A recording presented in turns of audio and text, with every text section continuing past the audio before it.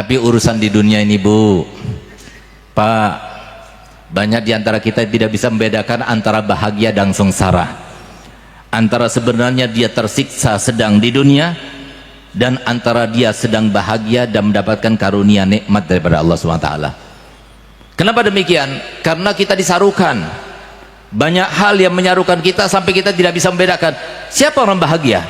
Orang bahagia itu sebagaimana persepsi yang diajarkan oleh Nabi SAW, begitu pula yang dijelaskan dalam Al-Quran. Dengarkan baik-baik, orang yang bahagia itu adalah yang tersirat dalam ayat yang berbunyi innalladzina qalu rabbunallah summa istaqamu tatanazzalu alaihimul malaikatu an la takhafu wa la tahzanu wa abshiru bil jannati allati kuntum tu'adun.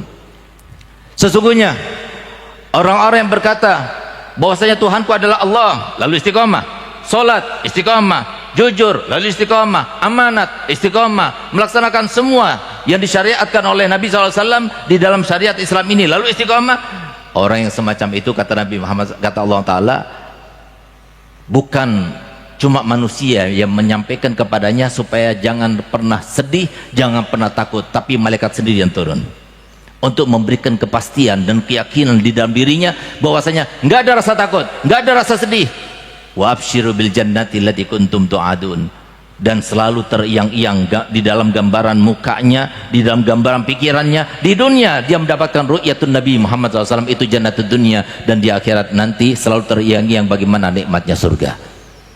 Ini orang yang bahagia. Jadi orang yang bahagia itu simple. Orang bahagia itu bukan orang yang banyak harta.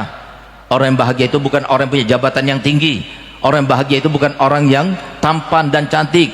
Orang bahagia itu adalah orang yang dalam hatinya nggak ada rasa sedih, nggak ada rasa takut. Sehingga pantas kemudian Allah mensifatkan para walinya, disebutkan dalam Al-Quran, ala inna awliya Allah la khaufun alaihim walahum yahzanun. Sekarang mau tidak kita hidup dalam keadaan tidak takut dan tidak sedih?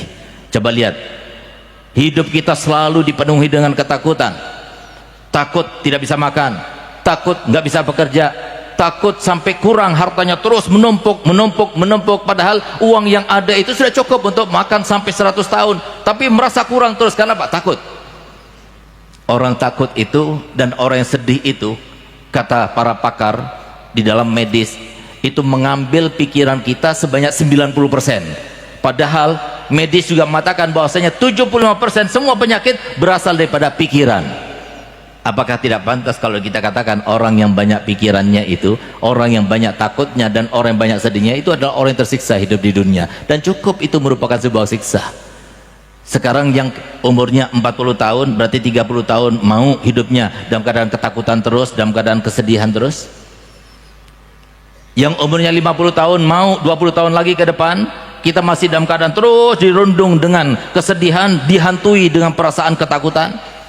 Kalau kita mau terus lakukan dengan seenak kita, segendak kita lakukan banyak maksiat, tapi lihat kita akan selalu dirundung dengan ketakutan. Bahkan tanpa sadar kita ini sudah termasuk yang semacam itu. Kenapa? Karena penelitian baru-baru saja dibuat bahwasanya 85% laki-laki takut sama istrinya. Dan ini menunjukkan bahwasanya dosa kita banyak sampai apa? Takut sama istrinya. Harusnya istri yang takut pada suami, tapi begitu banyak dosanya akhirnya dibalas oleh Allah Ta'ala, takut kepada istrinya. Kepada istrinya takut. Harusnya istri yang takut pada suami, ini enggak. 85% suami takut pada istrinya. Bahkan mohon maaf, sekarang ini bukan hanya takut pada istrinya, lebih takut pada istrinya lebih daripada harimau. Bahkan lebih takut pada istrinya lebih daripada Allah. Kenapa? Kalau dia itu berbicara kepada istrinya, dari saking takutnya kepada istrinya sampai dia berani bersumpah, padahal sumpahnya sumpah palsu. Berarti kan takut sama istrinya, nggak takut sama Allah itu. Ini banyak terjadi sekarang. Kenapa? Karena dosa. Terus akan dihantui dengan kesedihan, ketakutan seperti itu. Kenapa? Karena kita tidak taat kepada perintah Allah. Oleh karenanya, Bu, cukup itu merupakan sebuah kesengsaraan.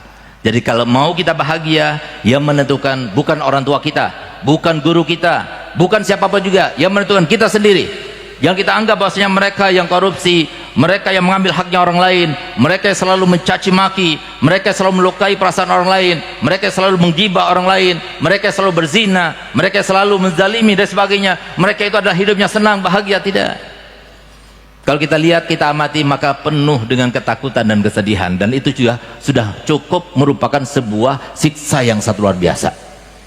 Kenapa? Nggak ada rasa sedih karena Allah, rasa takut karena Allah, yang itu menjadi sebuah sifat bagi orang-orang dekat pada Allah Ta'ala. Mereka itu takut juga, mereka itu sedih juga memang, karena selama di dunia rumah kesedihan, rumah ketakutan, rumah fitnah, rumah bala. Tapi bagi mereka yang dekat pada Allah Ta'ala, takutnya mereka bukan kepada manusia, takutnya mereka kepada Allah, sedihnya mereka karena Allah.